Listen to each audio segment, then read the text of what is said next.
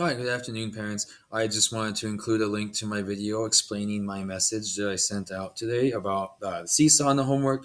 So, just quick to explain, don't be alarmed when you look in the top left corner and you see a number that's really big for your student. The reason is, and I told the students this, they know that way back in October when we started to use seesaw a little bit, some of the kids had to be home, due to COVID. And so I assigned some assignments to everyone in Seesaw, even if they were here in school. And the reason I did that was because I didn't want to have to keep going back every day and trying to remember what I assigned if a student had to quarantine.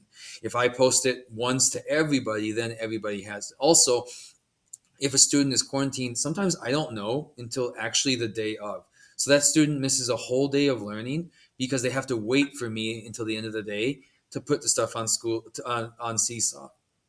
By posting all the assignments to everyone, even though it was just for the kids who were quarantining at home.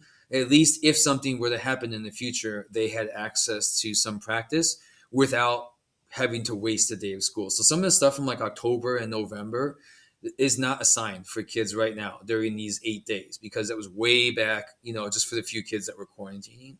You can always check what they have to do. Their journal does not always show their assignments. I believe the journal is like showing what they did.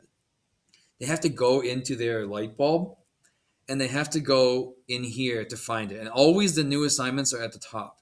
So for today, Tuesday the 18th, we had 2 math problems and 3 short U and long U practices, and they see it. And I go through it with them every day. There are instructions too. I go through it every day with them, and then I give them time to work on it. The problem is some of them like to log off and then work on Seesaw, and then so it's hard to remember to log back on to the Google Meet. So I don't try and have them leave all the time. Excuse my bell. And so I just want them to work on it with me, practice with me, and then before lunch they go off and practice, and then they come back to check in before I dismiss them to lunch and recess. So really, the assignments on Seesaw we do together or have time to start, and then they work on it. And remember, after gym and music at around 3:15, when they come back, is time for any of them to get help with any of the Seesaw assignments from all the way from 3:15 to 4 o'clock. So they can stay on as long as they need to get help with me. Like that's like their one-on-one help. I explained that in the message that I sent out when we first went to distance learning, was that time is set aside for even parents to come on and ask questions or get help. It's one-on-one help for any of the students for as long as they need, because I can't stop in the middle of lessons to do one-on-one help because then 24 kids are sitting there waiting and not doing anything.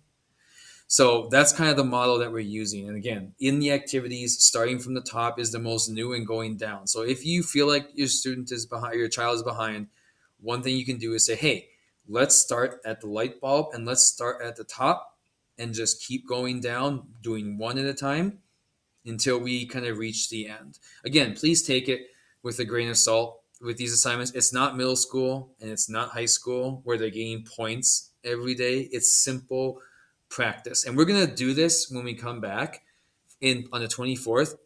We're going to do all of this together anyways, because we're going to teach that responsibility about, hey, I was given an assignment that now I have time to finish it. If I kind of fell behind or if I had bad internet at home, there will be a time to do it in class on the 24th. This is just a quick practice for them from our lessons that they're with me all day on, which is more important.